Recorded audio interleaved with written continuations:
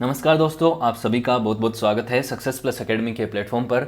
मैं हूं सुमित चौधरी और आज के इस वीडियो में हम बात करने वाले हैं पाश्चात्य राजनीतिक विचारक यानी western political thinker and philosopher Thomas Hobbes की बायोग्राफी और इनकी फिलोसॉफी के बारे में, इनकी राजनीतिक विचारधारा के बारे में, जिसको इन्होंने लिखा है अपनी बुक लेवियाथन में। और लेवियाथन को वन ऑफ द मास्टरपीस माना जाता है मॉडर्न पॉलिटिकल फिलोसॉफी में। तो कौन थे थॉमस हॉब्स, किस तरीके का जीवन इन्होंने जिया और किस तरीके के राजनीतिक माहौल में ये पनपे और इनकी राजनीतिक विचारधारा क्या कहती है। थॉमस हॉब्स अपने स्टेट ऑफ नेचर में क्या कहते हैं, क्या है उनका state of nature, natural laws के बारे में थॉमस हॉब्स क्या कहते हैं, ह्यूमन बिहेवियर का आकलन थॉमस हॉब्स किस तरीके से करते हैं और अपने स्टेट के रूलर को, अपने सोवरेन को किस तरह शुरू करते हैं। थॉमस हॉब्स के ही एक कोट से सबसे पहले बात करते हैं शुरू कि leisure is the mother of philosophy. Leisure मतलब जो फुर्सत है, जो समय है आपके पास, वो फिलोसॉफी दर्शन शास्त्र का ही माँ है। क्यों इसका? तो ये बहुत अच्छा कोट है, यहीं से शुरू करते हैं। और अब बात करते हैं कि थॉमस हॉब्स कौन थे। थॉमस हॉब्स के बारे में अगर आपसे बहुत शॉर्ट में पूछ लिया जाए, जो लोग इनकी फिलोसॉफी के बारे में नहीं, कि एक इंग्लिश फिलोसोफर थे जो इनलाइटनमेंट का दौर था, इसमें थॉमस हॉब्स का जन्म हुआ और इन्होंने सोसाइटी में अपने पॉलिटिकल व्यूज़ दिए अपनी बुक लेवियाथन में, जो कि मास्टरपीस बुक मानी जाती है। तो इन्होंने इसमें ह्यूमन बिहेवियर के बारे में बात की कि ह्यूमन बिहेवियर किस तरीके से है। ह्यूमन बिहेवियर को कम है, जो न्याय संगत बातें करते हैं, न्याय संगत व्यवहार करते हैं, इस तरीके के लोग बहुत कम होंगे और ज़्यादातर लोग ऐसे ही होंगे जो अपने प्रिजर्वेशन के लिए दूसरों का अहित भी कर बातें कही। और इससे क्या होगा, सोसाइटल कॉन्फ्लिक्ट हो जाएगा और सोसाइटल कॉन्फ्लिक्ट से बाहर निकलने के लिए इन्होंने अपनी फिलोसॉफी दी और एक पावरफुल रूलर के इस्टेब्लिशमेंट की इन्होंने बात की। किताबें इन्होंने लिखी, एलिमेंट्री लॉ 1640 में, डिकाइव जो है ऑन द सिटीजन ये लिखी 1642 में और 1651 में इन्होंने जो अपनी सबसे बुक महत्वपूर्ण बुक है लेवियाथन भी। हमें बनाने की जरूरत है जो अनअकाउंटेबल हो। अनअकाउंटेबल मतलब बिल्कुल डेस्पोट हो, जिसके ऊपर किसी का कंट्रोल ही ना हो, पूरी तरीके से निरंकुश हो, जो किसी के प्रति जवाबदेह ही ना हो। इस तरीके रूलर की बात करते हैं थॉमस हॉब्स। सोचिए इस तरीके का रूलर क्यों बनाना चाहते हैं थॉमस हॉब्स, क्या हुआ इनके लाइफ में ऐसा और किस तरीके के राजनीतिक माहौल में ये जिए थे कि इन्होंने ये सोचा। अब देखते हैं किस तरीके की फिलोसॉफी इन्होंने दी, लेकिन उससे पहले इनकी अर्ली लाइफ की बात करते हैं, इनके जीवन की बात करते हैं। और किसी भी व्यक्ति का जो जीवन है, किस तरीके के इन्वायरल 1588 को मेलमबुरी इंग्लैंड में इनका जन्म हुआ। वेस्टपोर्ट में जगह है, वेस्टपोर्ट छोटी सी, वहाँ पे इनका जन्म हुआ। इसके पिता जो थे वो एक डिस्ग्रेस्ड विकर थे, मतलब एक पादरी थे, बहुत ही ऐसे पादरी थे जो कि इनफेमस थे, मतलब अच्छे व्यक्ति नहीं थे। फाइट हो गई थी अपने ही जो चर्च है उसके बाहर, एक लोकल क्लर्जी से उनकी फाइट हो गई थी। वहाँ पे काफ़ी इनको एक तरीके से प्रताड़ना झेलनी पड़ी। प्रताड़ना क्या, एक तरीके से इन्होंने लड़ाई कर ली थी, मैं ये क्या बोल रहा हूँ, लड़ाई कर ली थी। इसकी वजह से इनको यहाँ से, लंदन से निकाल दिया गया कि आप निकलो यहाँ से, आप माहौल ख़राब कर रहे हो। और वो घर छोड़ के यहाँ से चले गए और अपने बच्चों को, तीन बच्चे थे इनके, उनको छोड़ के चले गए अपने भाई के साथ। फ्रांसिस हॉब्स जो इनके भाई थे छोटे, उनके पास ही छोड़ के चले गए। हॉब्स जूनियर हैं, मतलब जिस हॉब्स की हम, थॉमस हॉब्स की हम बात कर रहे हैं, इनका और इनके भाइयों का जो भरण पोषण है, इनको पालने का काम है, इनके एजुकेशन का जो काम है, वो सारा का सारा किसने किया, इनके जो भाई अंकल थे फ्रांसिस हॉब्स, इन्होंने ही सारा अरेंजमेंट किया। हालांकि ये अच्छे व्यक्ति थे, ये ट्रेडमैन भी थे, लैंडलॉर्ड भी थे, इनकी अच्छी चलती थी और पैसा था इनके पास, ये पैसे वाले थे, तो इन्होंने इनकी एजुकेशन का सारा काम संभाला। 4 साल के जब थे तब इनको स्कूल में भेजा गया और आगे चल के इनके लिए प्राइवेट स्कूल का भी बंदोबस्त इन्होंने किया फ्रांसिस हॉब्स ने।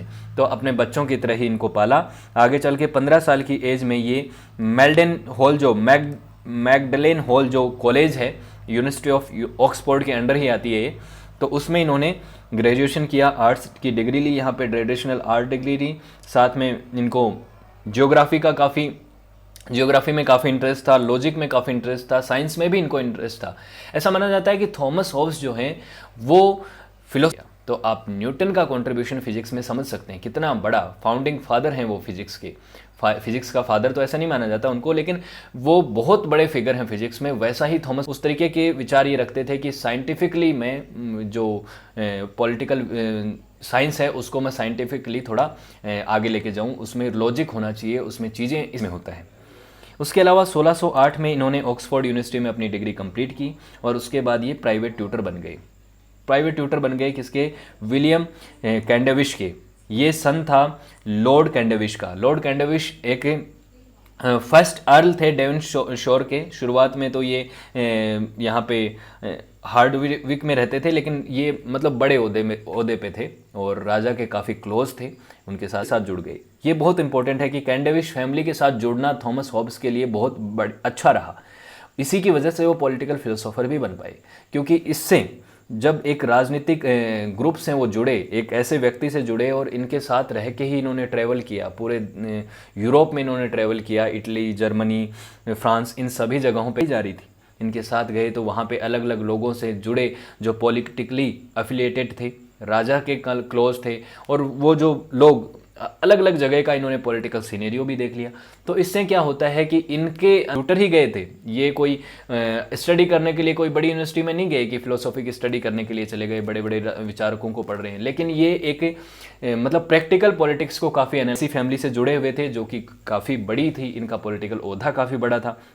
तो इनके साथ जाते जाते इन्होंने फ्रांसिस बेकन और बेन जॉनसन से भी ये मिले। ये भी फिलोसोफर थे, इटली के फिलोसोफर थे फ्रांसिस बेकन। इनके बारे में भी हम किसी दिन बात करेंगे। इससे जुड़ना और इनसे जुड़े तो इनसे भी मिल पाए, और इंग्लैंड की जो पॉलिटिक्स है उसको भी ये क्लोजली ऑब्जर्व कर पा रहे थे। उसके बाद एक चीज़ बड़ी घटना होती है, इंग्लिश सिविल वॉर्स होते हैं 1642 से 51 के बीच में। 3 सिविल वॉर होते हैं। 3 सिविल वॉर होते हैं किसके बीच में?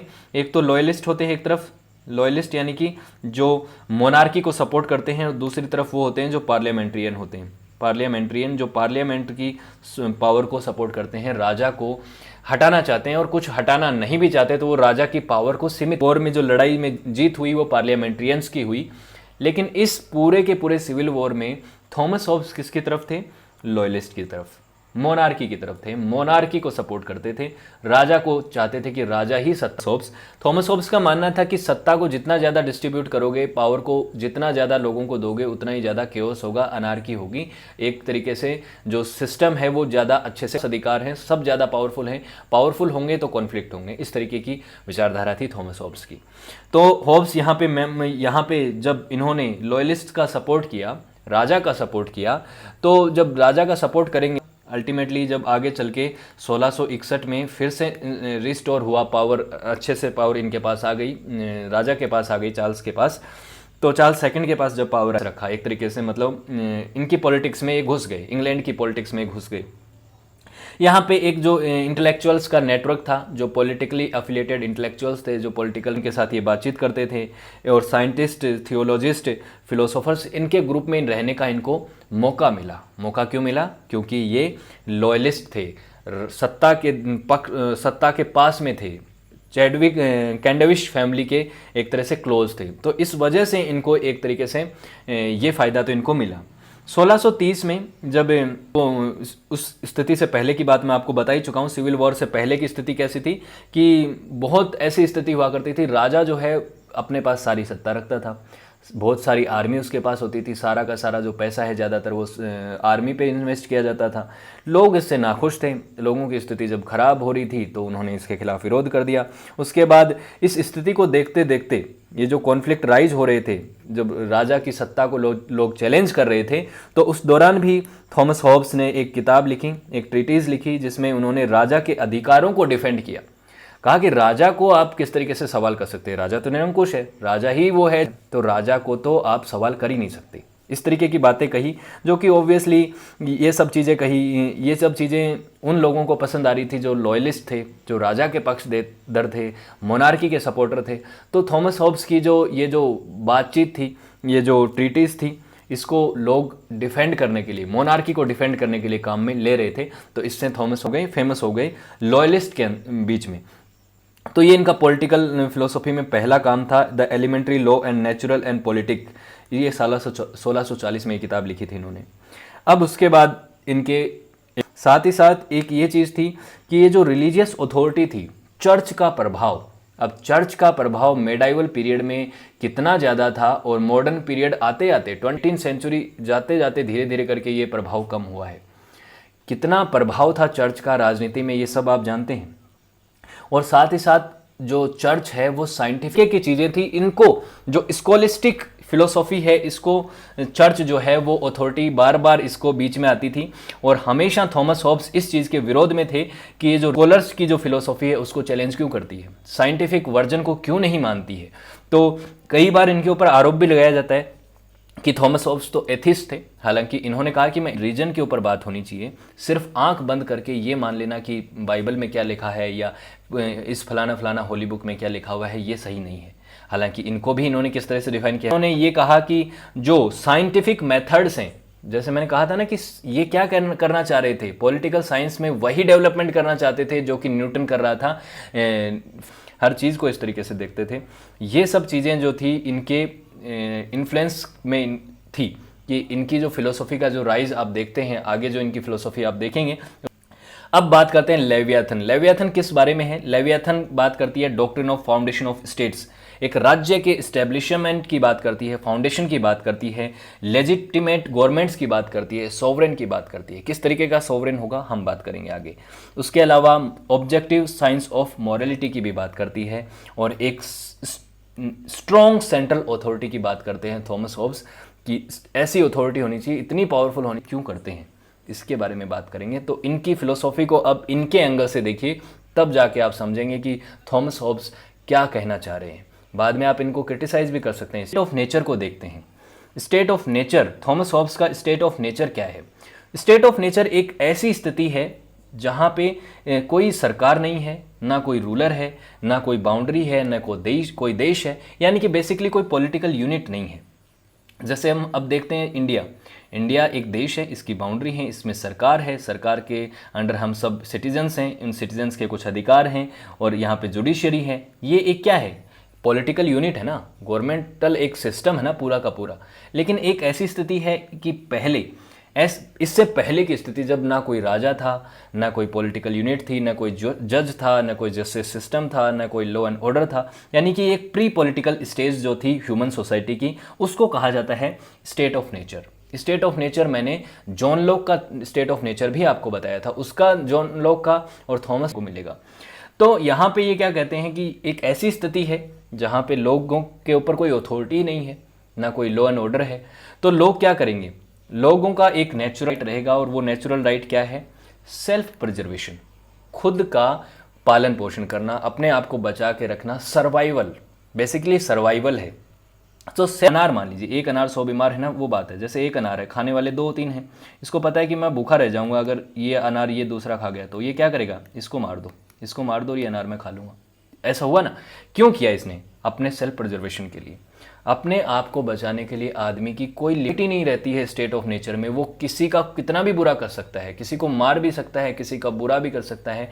इतनी स्थिति रहे कि लोग एक दूसरे पे ना कोई भरोसा करते हैं ना एक, तो ऐसी स्टेज है। तो इसमें क्या रहेगा? ह्यूमन बींग्स हैं, वो किस चीज़ के लिए किस चीज़ से ड्रिवन होंगे? डिज़ायर से, जो उनको चाहिए वो उनको चाहिए ही चाहिए, उसके लिए उनको कुछ भी किसी भी हद तक उनको जाना पड़े वो करेंगे। जो उनको नहीं चाहिए, जिनसे वो दूर रहना चाहते हैं, जिसको वो जो उनको नुकसानदायक लगता है उससे वो दूर रहेंगे और उसके लिए भी वो कुछ भी करने के लिए तैयार हैं। लेकिन इस स्टेट ऑफ नेचर सभी ह्यूमन बींग्स इक्वल हैं। थॉमस हॉब्स कहते हैं इसमें सभी इक्वल हैं। कोई फिजिकली वीक है तो वो मेंटली स्ट्रॉन्ग है, कोई मेंटली स्ट्रॉन्ग है वीक है तो वो फिजिकली ऐसा हो। लेकिन थॉमस हॉब्स ऐसे कहते हैं कि ये जो स्टेट ऑफ नेचर है ये अपने आप में रैशनल है, ये किसी के साथ भेदभाव नहीं करती, सबके लिए हर चीज़ अवेलेबल है। नेचर में अवेलेबल हर एक रिसोर्स जो है वो सबके लिए बराबरी से उपलब्ध है। कोई उसको कितना भी उपभोग करे, कोई बराबर हैं एक सेंस में थोड़ा हद तक, लेकिन सभी लोग लड़ाई करते रहते हैं रिसोर्सेज के लिए, क्योंकि लिमिटेड रिसोर्स हैं। वो है ना, चीज़ें तो लिमिटेड हैं लेकिन उनके लिए उनको उपभोग करने वाले बहुत लोग हैं। जो चीज़ें सबको चाहिए वो सबको ही चाहिए, और जो सबको चाहिए वो कम होंगी। जो कम है तो उनके लिए लड़ाई होगी। लड़ाई पे ना तो कोई कानून है, ना कोई व्यवस्था है, ना कोई जुडिशियल सिस्टम है, ना कोई मॉरलिटी है। एक ऐसा सिस्टम है जहाँ पे लोग अपने पर्पज़ के लिए, अपने प्रॉफिट के लिए किसी को कितना भी नुकसान पहुँचा सकते हैं। ऑफ नेचर में बेसिकली लोग कैसे हैं? सेल्फिश हैं, इनसिक्योर हैं। इनसिक्योर क्यों हैं? सबको पता है कि मैं अगर किसी का नुकसान कर सकता हूँ तो सामने वाला मेरा भी कर सकता है। लोग लड़ते हैं, झगड़ालू हैं, लेकिन स्टेट ऑफ नेचर जो है वो अपने आप में इसलिए है क्योंकि वो तो किसी के साथ भेदभाव नहीं करती। तो इसमें इस स्थिति में क्या रहेगा, सर्वाइवल ऑफ फिटेस्ट वाली स्थिति है कि वो व्यक्ति बच जाएगा जो कि सबसे फिट है, जो सबसे ज़्यादा ताकतवर है, जो कुछ सेंस में एक दूसरे के बराबर हैं। इसका मतलब बेसिकली स्थिति क्या है, सब लोग लड़ रहे हैं, झगड़ रहे हैं, सिविल वॉर जैसी स्थिति हो रही है। मतलब इस तरीके से पेंट करते हैं थॉमस हॉब्स लोगों के भी एक दूसरे का प्रोसिक्यूशन करेंगे, एक दूसरे को मतलब नुकसान पहुंचाएंगे अपने सेल्फ प्रिजर्वेशन के लिए। तो क्या कहते हैं Thomas Hobbes, life in the state of nature is solitary, poor, nasty, brutish and short. कैसी है स्टेट ऑफ नेचर में लाइफ, अकेलापन रहेगा, सोलिटरी रहेगा, मतलब कोई किसी का साथी नहीं है, ना कोई किसी का दोस्त है, ना कोई किसी का कुछ सगा लगता है, गरीबी है, नेस्टी है, ब्रूटिश है, लोग एक दूसरे के ऊपर ब्रूटल हैं, और शॉर्ट है क्योंकि किसी का भरोसा नहीं है। आज एक जिंदा है, दूसरे ने आके उसको मार दिया, अपने स्थिति में है, सिविल वॉर जैसी स्थिति में है। तो इसका क्या किया जाए, इस स्थिति को ठीक करने के लिए क्या किया जाए। प्री पॉलिटिकल स्टेज से पॉलिटिकल स्टेज में आपको आना, नेचुरल लॉज की बात करते हैं। क्या है थॉमस हॉब्स के नेचुरल लॉज। थॉमस हॉब्स कहते हैं कि ये जो डिजास्ट्रस कंडीशन है, ये जो डिजास्ट्रस कंडीशन, नेचुरल लॉज को डिस्कवर करना पड़ेगा। डिस्कवर की कई बात करते हैं, नेचुरल लॉज नहीं है अपने आप कि आप उनको मिल जाएं, तो उसके लिए आपको डिस्कवर करना पड़ेगा उन लॉज को। तो इस हैं कुछ कानून ऐसे हैं जो आपको भगवान ने बताए हैं, ईश्वर ने आपको डायरेक्टली बताए हैं, कन्वे किए हैं, ईश्वर की वाणी है वो, जैसे कि होली स्क्रिप्चर्स हैं, जैसे बाइबल है, गीता है, कुरान है। ये जो होली स्क्रिप्चर हैं, गीता क्या है, भगवत गीता क्या है, लॉज का हिस्सा है। मतलब ईश्वर ने आपको सीधा सीधा बताया कि क्या करना है और क्या नहीं करना है, क्या सही है और क्या गलत है। इनको डिवाइन लॉज कहा जाता है। उसके अलावा कुछ ऐसे लॉज हैं जो ईश्वर ने आपको डायरेक्टली तो नहीं बताए, लेकिन उनको आपको साइंटिफिक अप्रोच से आप उनको डिस्कवर कर सकते हैं। जैसे ग्रेविटी का सिद्धांत दिया ना न्यूटन ने, वो डिस्कवरी है।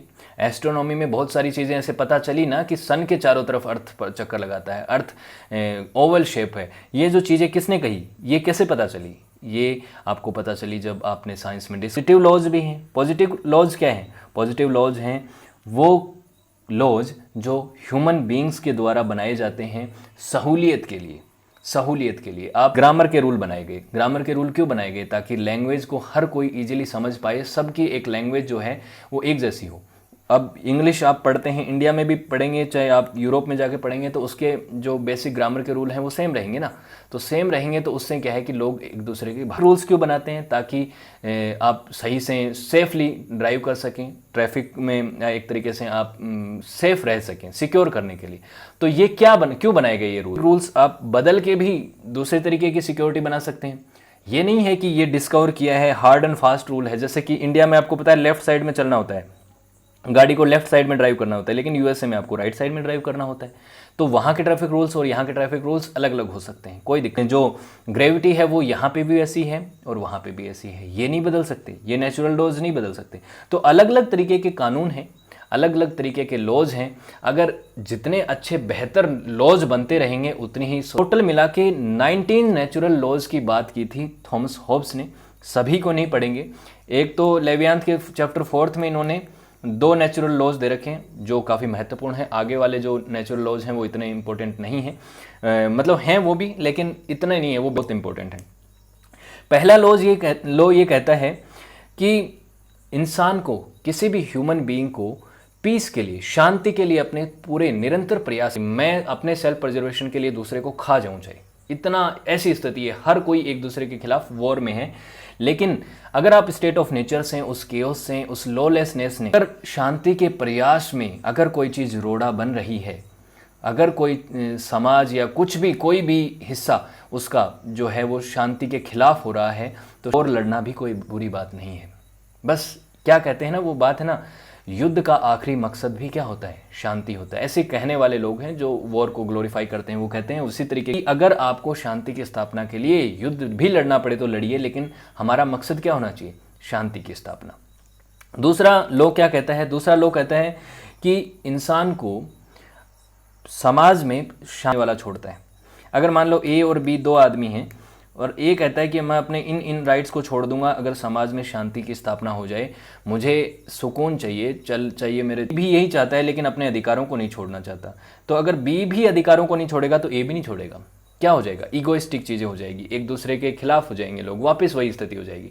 इसीलिए डायरेक्टली कहीं ना कहीं, और इसके अंदर वो अपनी पॉलिटिकल विचारधारा को भी इस लॉजिक में कहीं ना कहीं घुसा रहे हैं, वो समझिएगा, आगे आपको समझ में आएगा।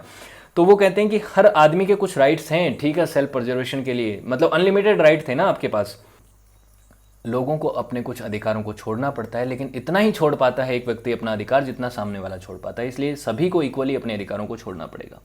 इसी सेकंड लॉ के ऊपर, बेस के ऊपर आप एक चीज़ देखिए कि इन्होंने कहा रैशनल सिटीजन्स जो हैं, जो रैशनलिटी की बात करते हैं, वो क्या करेंगे, एक सोशल कॉन्ट्रैक्ट बनाएंगे, एक सोशल एग्रीमेंट बनाएंगे, और ये सोशल जो एग्रीमेंट ये होगा एक सोवरेन गवर्नमेंट बनाने के बारे में, एक संप्रभुत्व वाली जो सरकार है उसको बनाने में। संप्रभुत्व सरकार यानी कि जिसके ऊपर एक तरीके से, जो एक तरीके से इंडिविजुअली काम करे, उसके ऊपर किसी का पावर ना हो, किसी का प्रेशर ना हो, तो वो संप्रभुत्व सरकार होती है। ठीक है, संप्रभु आपने पॉलिटिकल साइंस में काफ़ी ये शब्द सुना होगा, India is a sovereign country, तो वो संप्रभु है कि हम किसी के दबाव में काम नहीं करते। इस कॉन्टैक्ट में लोगों को क्या करना पड़ेगा, इस कॉन्ट्रैक्ट में लोगों को अपने अधिकारों के साथ कॉम्प्रोमाइज़ करना पड़ेगा।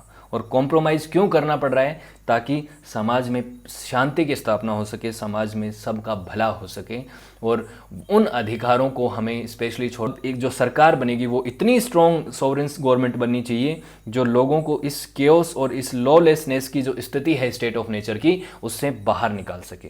तो ये कैसे होगा, और एक्सटेंड पे समझिए चीज़ों को। क्या कहते हैं थॉमस हॉब्स? थॉमस हॉब्स कहते हैं कि ये जो सोवरेन है ये इतनी पावरफुल अथॉरिटी होनी चाहिए, सेल्फ प्रिजर्वेशन का जो अधिकार है, मतलब life, right to life basically आप कह सकते हैं, राइट टू लाइफ जो है उसको छोड़ के जीवन जीने के अधिकार के अलावा अपने सारे के सारे अधिकारों को त्याग कर पूरी तरीके से इस सरकार की तरफ समर्पित हो जाएं। ये कहना चाहते हैं थॉमस हॉब्स। कहते हैं कि कंप्लीटली अथॉरिटी जो है वो इसको दे दीजिए। एक अब्सोल्यूट मोनार्क की बात करते हैं वो, कहते हैं कि एक ऐसा मोनार्क हो, स्थिति ऐसी होनी चाहिए जो डेस्पोट रूलर हो, जिसके ऊपर किसी का कंट्रोल ना हो, जो किसी के प्रति जवाब देना हो।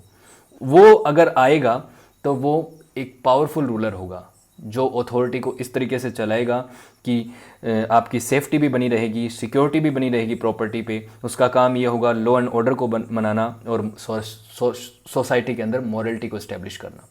लेकिन ये सवाल है, ये थॉमस हॉब्स का क्रिटिसिज्म भी है कि क्या लोगों के पूरे अधिकारों को छीन के किसी एक आदमी के हाथ में सारे अधिकार दे देना सही होगा? क्या आपने स्थितियां नहीं देखी हैं डिक्टेटरशिप की दुनिया भर में लोग? ये आप सवाल कर सकते हैं थॉमस हॉब्स से और उनकी विचारधारा से। उसके अलावा थॉमस हॉब्स ये नहीं कहते सोवरेन गवर्नमेंट में कंप्लीटली कि मोनार्की ही होना चाहिए। वो कहते हैं एरिस्टोक्रेसी भी हो, डेमोक्रेसी हो, कोई बात नहीं, लेकिन वो जोर दे के इस बात को कहते हैं कि ही प्रीफर मोनार्की, मोनार्की होना ज़्यादा बेहतर है। मोनार्की होना ज़्यादा बेहतर है क्योंकि वो चाहते थे कि पावर जो है वो पूरी तरीके से, पावर जो है वो पूरी तरह से सेंट्रलाइज होनी चाहिए। पावर का जितना ज़्यादा डिस्ट्रीब्यूशन होगा, लोग उतने ज़्यादा फिर से पावरफुल होंगे और फिर से वैसी स्थिति बन सकती है जैसी स्टेट ऑफ नेचर में थी। क्योंकि उनको कभी वीक नहीं होना चाहिए, सोवरेन को तो अल्टीमेटली पावर होना चाहिए, पूरी तरीके से अब्सोल्यूट पावरफुल होना चाहिए। और इसके साथ साथ एक बात और कहते हैं जो कि काफ़ी एक तरह से विवादास्पद हो सकती है। क्या कहते हैं कि ये जो कॉन्ट्रैक्ट बनाया था अभी सोवरेन के लिए, कॉन्ट्रैक्ट बनाया था, सोवरेन को एस्टैब्लिश करने के लिए जो कॉन्ट्रैक्ट बनाया था, उन्होंने मिलके कहा था कि हम इसको राजा बनाना चाहते हैं, इस पर्टिकुलर व्यक्ति को। ये जो पूरा का पूरा कॉन्ट्रैक्ट था ये लोगों और सोवरेन के बीच में नहीं था, ये तो सिर्फ लोगों के बीच में था आपस में। और अगर इसके बीच में कोई एग्रीमेंट ही नहीं है लोगों और उसके रूलर के बीच में, तो रूलर को आप क्या ज्ञान दे रहे हो? रूलर तो अब आपसे ऊपर है ना। सोवरेन जो है, ये जो लीडर जो है, सोवरेन जो है, ये तो बाउंड नहीं है आपके कॉन्ट्रैक्ट से। अगर वो बाउंड ही नहीं है तो वो क्या बोलते हैं, उसको आप दबाव में नहीं ला सकते। वो एक तरीके से वो तो अब्सोल्यूट हो गया। वो तो जिसको ये कह रहे हैं वो कानून से भी ऊपर है, क्योंकि वो तो कानून का बनाने वाला है। तो वो कहते हैं द वन हु नॉक्स। तो ये वाली बात है, इसको आप एक तरीके से चैलेंज ही नहीं कर सकते। इस तरीके की बातें थॉमस हॉब्स कहते हैं। थॉमस हॉब्स अपने एक कोट में कहते हैं, during the time man live without a common power to keep them all in awe. क्या कहते हैं कि जो व्यक्ति, एक वो स्थिति जो स्टेट ऑफ नेचर के ऊपर एक कॉमन पावर नहीं है, तो वो बहुत ही ख़राब स्थिति में रहते हैं। वो एक वॉर की स्थिति में रहते हैं, और ये वॉर जो है वो सिर्फ कुछ लोगों के बीच में नहीं है। ये war every man against every man है। हर आदमी एक दूसरे के खिलाफ लड़ रहा है, किसी ना किसी तरीके से आदमी एक दूसरे के खिलाफ युद्ध में है। डेमोक्रेसी के बारे में क्या कहते हैं थॉमस हॉब्स? थॉमस हॉब्स कहते हैं a democracy is no more than an aristocracy of orators. Democracy जो है वो एरिस्टोक्रेटस जो ओरेटर्स, कुछ एलाइट क्लास लोगों की सरकार। तो इस बात को समझने की कोशिश कीजिए, क्या कहना चाह रहे हैं कि कुछ डेमागोग जो होते हैं वो राजनीतिक प्रलोभन देके लोगों को भ्रमित करके, क्योंकि वो अच्छे ओरेटर हैं, वो लोगों को भ्रमित कर पाते हैं, ऐसी ऐसी बातें करते हैं, मन भावना वाली बातें करते हैं, लोगों को बेवकूफ़ बनाते हैं, बेवकूफ़ बना बना के सरकार में आ जाते हैं, चुनाव जीत जाते हैं। और इससे क्या होता है, ये जो सरकार बनती है ना, इसमें सिर्फ बातें होती हैं, इस तरीके की बातें ये डेमोक्रेसी के बारे में कहते हैं। लेकिन डेमोक्रेसी जवाबदेही तय करती है। अब डेमोक्रेसी अनलिमिटेड टाइम के लिए तो है नहीं, उसके पास अनलिमिटेड टाइम पीरियड भी नहीं है, अनलिमिटेड राइट्स भी नहीं है। तो थॉमस हॉब्स उस एंगल के बारे में बात नहीं करते हैं, सिर्फ ये कहते हैं कि डेमोक्रेसी जो है वो सिर्फ एक मिथ है, वो एक ऐसे लोगों के तरीके की बातें करते हैं। उसके बाद कहते हैं कि ठीक है, बहुत सारी बातें कर ली भाई थॉमस हॉब्स ने, उन्होंने अपने सोवरेन को अल्टीमेटली बहुत सारे राइट दे दिए, सारे राइट दे दिए कि वो कुछ भी कर सकता है, वो कानून के दायरे से भी बाहर है। तो स्टॉप द सोवरेन, सोवरेन को भी तो कभी स्टॉप करने का एक स्थिति बननी चाहिए ना। तो जैसे जॉन लॉक कितने लिबरल थे, उन्होंने कहा कि बहुत सारी ऐसी स्थिति हैं जिसमें आप रूलर के खिलाफ रिवोल्ट कर सकते हैं और उसको ओवरथ्रो कर सकते हैं, उसको सत्ता से हटा सकते हैं, उसका तख्ता पलट कर सकते हैं। और वो स्थिति कब है? वो स्थिति बस तब है जब लोगों की लाइफ के ऊपर ये सोवरेन खतरा बन जाए। ये जो सोवरेन है, ये जो रूलर है, ये लोगों की लाइफ के लिए ही थ्रेट बन जाए, उनकी लाइफ को छीनने की, राइट टू प्रिजर्वेशन को ही मतलब एक तरह से नुकसान पहुंचाए, तो ही आप एक तरीके से सरकार का खिलाफ हो सकते हैं, उस सोवरेन के खिलाफ हो सकते हैं। इसके अलावा कोई स्थिति नहीं है, उसके अलावा ऊपर है, ये कहना चाहते हैं थॉमस हॉब्स। लेकिन थॉमस हॉब्स का इसके पीछे का तर्क क्या है? तर्क ये है कि जिस तरीके की स्थिति उन्होंने देखी, जिस तरीके की स्टेट ऑफ नेचर के बारे में वो बात करते हैं, जिस एक पावरफुल अथॉरिटी का होना ज़रूरी है जो उनको कंट्रोल करके रखे और समाज के भले के लिए काम कर सके। अब समाज के भले के लिए अथॉरिटी कितना काम कर पाती है, ये एक अलग बात है। लेटर एज की बात करें, बाद में क्या हुआ थॉमस, शुरुआत में ये जो लेवियांथ लिखी उस समय तक ये पेरिस में रहे थे कुछ समय। उसके बाद 1651 में जब सिविल वॉर ख़त्म हुआ, उसके बाद ये इंग्लैंड आ गए। उसके बाद इन्होंने अपनी जो बुक्स थी फिलोसॉफी लिखी थी, द एलिमेंट ऑफ फिलोसॉफी, इस ट्रायोलॉजी को कंप्लीट किया। 1655 में इनकी किताब आई डिकॉर्प्स आई, डिकॉर्पे ये बुक आई। फिर डी होमाइनी जो बुक आई 1658 में, अगर मैं सही से प्रोनाउंस ना करूं तो माफ़ कीजिएगा ये जो शब्द हैं इनको। उसके बाद इन्होंने जो होमर की जो किताबें हैं दो, ओडिसी और इलियाड, होमर के बारे में मैं जल्दी वीडियो लेके आने वाला हूँ, जो एक तरीके से जो माइथोलॉजी है यूनान की, ग्रीस की, उसके राइटर हैं होमर। अब होमर थे कि नहीं थे, होमर व्यक्ति थे या संस्था थी या नहीं थे, इसके बारे में एक अलग डिबेट है, लेकिन इसके बारे में भी उस वीडियो में बात करें। तो ओडिसी और इलियाड को भी इन्होंने ट्रांसलेट किया था। उसके 1679 में इनको एक ब्लैडर डिसऑर्डर की एक बीमारी हो गई, जिसके कारण इनको एक पैरालिटिक स्ट्रोक आया।